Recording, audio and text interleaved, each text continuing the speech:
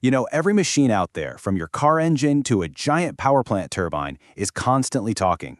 It's whispering secrets about its health, how it's doing, and what's coming next.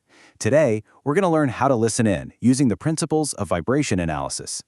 Of course you have. That little feeling in your gut, right? That's your brain doing a super fast, intuitive analysis. You're hearing a change from the normal hum, and you're already predicting a problem. Now, what if you could take that same instinct and scale it up? Apply it to the massive, complex machines that power our entire world. Well, that's exactly what vibration analysis does. It turns that gut feeling into cold, hard data. So here's the thing. Every single piece of rotating equipment has its own unique vibrational signature. Seriously, think of it like a fingerprint. When that machine is running smoothly, that fingerprint is consistent, it's stable. But the moment something starts to go wrong, a bearing wears out, a gear gets chipped, that fingerprint changes. And vibration analysis, it's the science of reading those changes. But let's back up. What is a vibration, really? Well, at its core, it's just a repetitive movement, a little shake, around a central point. Think about the wheels on your car. Even when they're perfectly balanced, they still create a subtle vibration as they spin. That's totally normal. It's a natural result of friction and all those moving parts. The real trick is learning to tell the difference between a healthy vibration and a cry for help. All right, so to crack this machine language, we have to start with its two most basic words, amplitude and frequency. These are the absolute building blocks of every single vibration signature. And once you get these two, you'll start to see the patterns that tell the whole story of a machine's health. First up, we've got amplitude. This is all about intensity. How big is the shake? A tiny, gentle hum from your refrigerator? That's low amplitude. But a violent, bone-rattling shudder from an unbalanced industrial fan? That's high amplitude. It's a direct measurement of just how much energy is being released, and yeah, how much damage it could be caused. And then we have frequency. This is about speed. How fast is it shaking? Let me give you an analogy I love. Think of music. Frequency is like the pitch of a note. A low, deep rumble is a bass note, right? A high-pitched whine is like a key at the very top of the piano. A complex machine, well, it's like an entire orchestra, with dozens of parts all playing their own unique notes at the very same time. So let's just nail this down. Amplitude is the loudness of the note. How severe is the problem? And frequency is the pitch. Which part is making the noise? You absolutely need both of them to figure out what's really going on. Okay, so if a running machine is like a whole orchestra playing a complex symphony, how in the world do you isolate the sound of just one tiny violin that's a little bit out of tune? How do you pick that one problem note out of 100 others all playing at once? The answer is this remarkable mathematical tool called the fast Fourier transform, or just FFT for short. The best way to think about it is like having a super-powered audio engineer on your team. It can take that jumbled, messy signal from the machine and, with just incredible precision, break it apart into every single individual note, telling you exactly which notes are being played and how loud each one is. So here's how it works. You place a sensor, it's basically a tiny, high-tech microphone, on the machine. It listens to that complex vibration and records the signal. Then that signal gets fed into an analyzer, and that's where the FFT does its magic. It's just like shining a beam of white light through a prism. On one side, you have one jumbled beam, but on the other side, a beautiful, perfect rainbow of all the individual colors. The FFT does that, but for vibration.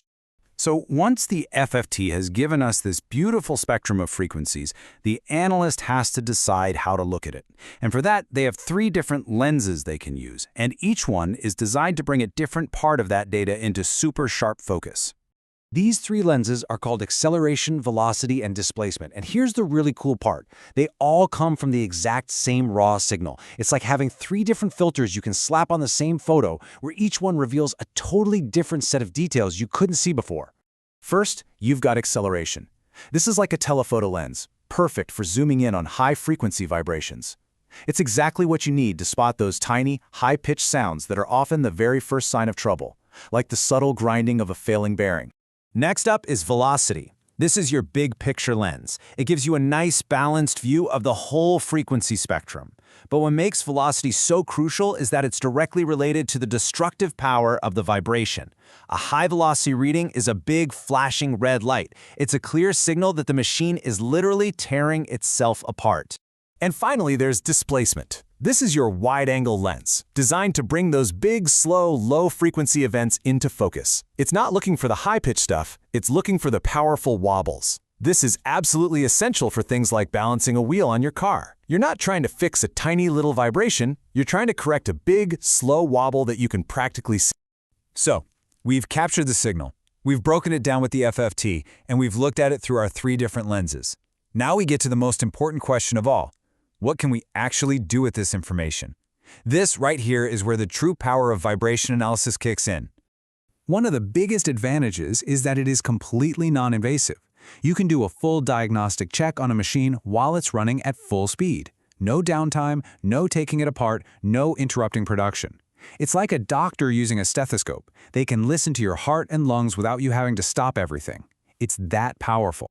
And the range of problems it can find is just astounding.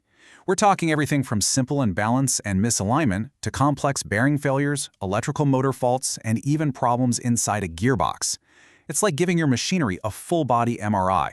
This ability to see the future leads to a massive shift in how we approach maintenance. The old way was called corrective maintenance. You basically wait for something to break, then you scramble to fix it. It's reactive, it's expensive, it's stressful, but vibration analysis enables predictive maintenance. You can see a problem developing weeks, sometimes even months in advance, and you can schedule a repair for a time that works for you. It's the difference between being a firefighter and being a fire marshal.